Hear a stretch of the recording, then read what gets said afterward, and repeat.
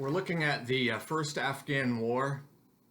This was 1839 to 1842, and this was in Strategy and Tactics 179. And it uses a system that I guess we could call the Sun Never Sets system. It's a Joe Miranda design back from, I think, was his best era. And I happen to have a copy. I think I got this like in '97. It's falling apart, but it's the Sun Never Sets. And I think there's like 3 or 4 battles in here from the British colonial period. And then in Strategy and Tactics 274, it came out with some more battles using the same system. This is called the Sun Never Sets 2. And I believe this was a double issue, so it has a lot in here. And of course, this game is S&T 200, Campaigns of the French Foreign Legion, same system. I think this is the hardest one to get out of these. But anyway, I wanted to talk a little bit about this system, and then we'll take a little bit of a look at gameplay in the First Afghan War. Some things that set this game apart. It's operational, and the older installments, the Sun Never Sets and First Afghan War, has very cartoonish maps. You can get by that, I think. It didn't bother me that much when I started playing them. And the more recent ones, Sun Never Sets 2, uses an improved game map. And I also believe that it's similar. The French Foreign Legion kind of compromised between the two. But it's a minor thing.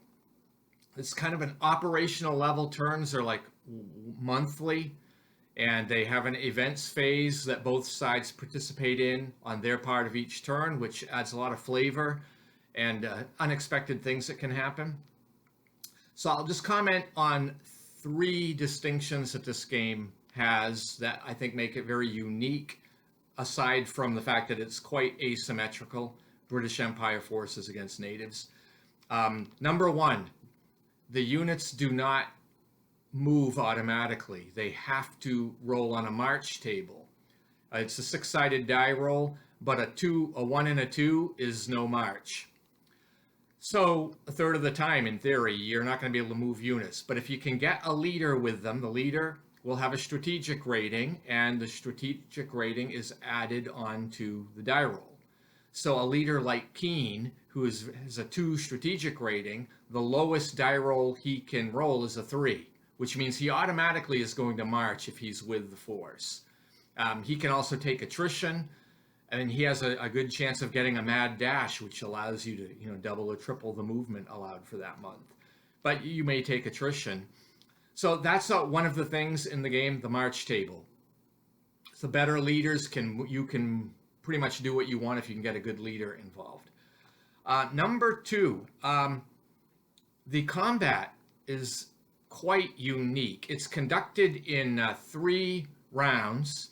It starts with an artillery round where both sides artillery fires. Then it moves into what you would call a rifle round. So the units with rifles and muskets can fire at each other. And then you move to the hand-to-hand combat round, which cavalry and spearmen can fight, but also the musket and rifled soldiers can fight. They're a little bit disadvantaged compared to the spear and cavalry in that round, but you get 3 layers of combat. So you can see it's asymmetrical because the British have a lot of artillery and a lot more riflemen than the natives. So they have 2 rounds of combat with superior forces before it gets to hand-to-hand. So that gives them a little bit of an advantage. Also, when you go into these rounds, before you start, you determine who has the tactical advantage or tactical superiority. And this is modified. It's a single die roll for each side, but it's modified by the tactical rating of a leader if he's involved. If there's no leader, it's just a straight die roll. So a leaderless unit that rolls a 6 might be able to get tactical superiority over a good leader that rolls a 1 and can only add his 2 rating to it. So it's still got quite a bit of variability in it. But even when the Afghans do win tactical superiority, if they don't have artillery or rifled units, the British will still get to fire those first before you get to hand to hand. So that's another interesting factor in this game that I think sets it apart. You do have to learn how to fight differently. Um, Another factor is supply in this game is very unforgiving. There's a forage table you have to roll on if you're not in a supplied area, which it's difficult. You need to be in a supplied fortress or within 2 hexes of a supplied fortress, or 4 hexes if you're on, a road. Other than that, you're on your own foraging, and you roll on the foraging table, and depending on whether you're in a town or clear or the mountains or some such, you will really only be able to supply a portion of your troops. So if you don't have a supply wagon to support the rest of them with, you're going to take attritional losses. And the first round of attrition is just going to demoralize a bunch of people. And if they're already demoralized, they'll wither away. So those are some of the unique things in the game. The victory points are basically earned by controlling key locations, which means having a unit in the place, and also by destroying enemy units. And it's asymmetrical again. The British only get 1 point for destroying a native unit. The natives tend to get 2 points for destroying a British unit, representing the asymmetrical aspect of the fighting. This scenario is March to Kabul. It just covers the initial British invasion of Afghanistan, starting in February of 1839. And I am using the optional rules with this game, so it does have winter effects. And since we're starting February 1839, it is still winter, and the main effect is that it affects supply ability. I did get an event, Sikh War. So the British had enough units in the city that could support this war, so there were no penalties. What I did in the initial turn here, because it's winter, I did march Keane out of the fortress. As you can see, I left a large force marked by the column 1 marker, but he is marching toward the village of Dardur, and those are neutral troops there, so he does not have to engage them. He can pass through them by paying an extra movement point when the time comes. But you'll see that I purposely stopped him short so that he is still able to be supplied from the fortress, because it is a winter turn. I didn't really want to take any chances. I didn't see a need to at this stage. And that's pretty much all that really happened in February of this turn. As I went on to March of 1839, it's still a winter turn, so I'm being somewhat cautious. But I did have Duncan march with a force out of Peshawar with a large column. He went through the Khyber Pass and decided to engage with the enemy here. I'm going to talk a little bit about how the combat went and how it works in this game. And you'll see that the Afghani force did not do a very good job. This game is highly asymmetrical, and you have to take that into consideration in how you approach things. So, the British handled pretty much like you would expect. The Afghan force is a lot more tricky to handle. So the way the game works is when you have a battle, it starts off with a tactical superiority or tactical advantage. Basically, both sides roll 1 die, and if they have a leader, he can use his tactical rating to modify. So you can see here that Duncan is a tactical rating of 1, and the Khan is also a tactical rating of 1. And you can see how the dice went, and with the modifications, the British get a 6, the Khan rolls a 3, so the British have tactical advantage. And so in this game, what that means, in every round of combat, the British fire first. Combat is not exactly simultaneous. So here it starts with the artillery fire first, and you can see the British have 2 artillery units here. So they fired and ended up getting some hits. You'll notice that the Afghan force has no artillery, so they don't get to fire in this round. Then we move to the second round, which is for the rifle and the muskets, and you will see that the Afghan force only has 1 such unit, while the British force has quite a few. So the British has tactical advantage. They get to fire first, and they do, and are able to do more damage. Now, the Afghan forces get to fire back with that 1 unit, but not likely that he's going to do too much damage, and he doesn't. Then we go to the hand-to-hand combat fighting round. We use a separate table for that. And in this table, all of the units with rifles and muskets can participate, although they're not quite as effective as the cavalry and the spear units for hand-to-hand combat, but they do get to participate. Again, though, because the British had tactical advantage, they get to fire first. And actually what ended up happening in this battle is before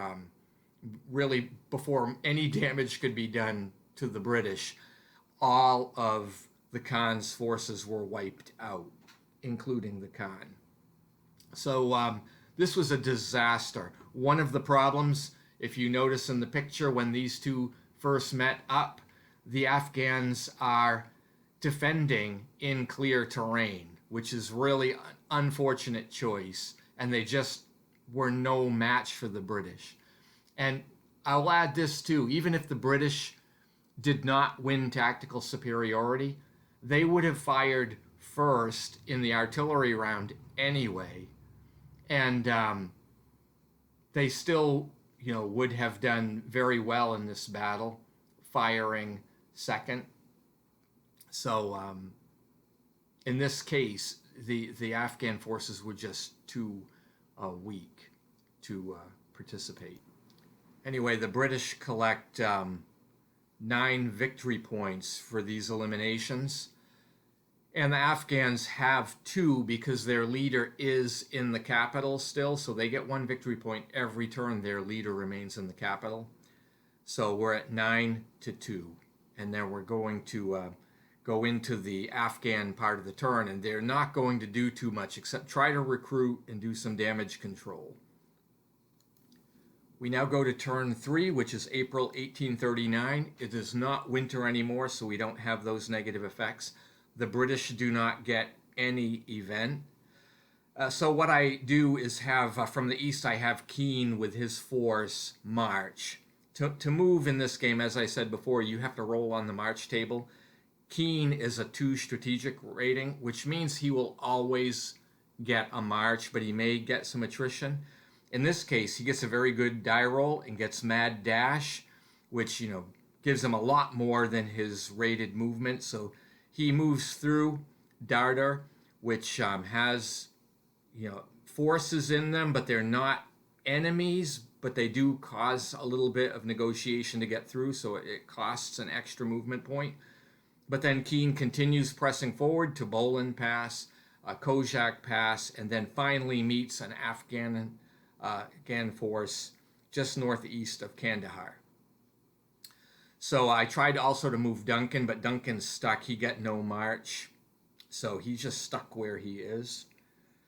And I also try to get Timur to march with a group of allies toward the forces, to the fortress at Jelibad. So Keane is going to launch an attack here, and he gets tactical advantage. Again, this time it's 7-5. There is no leader with the Afghans, but they still get to roll the die.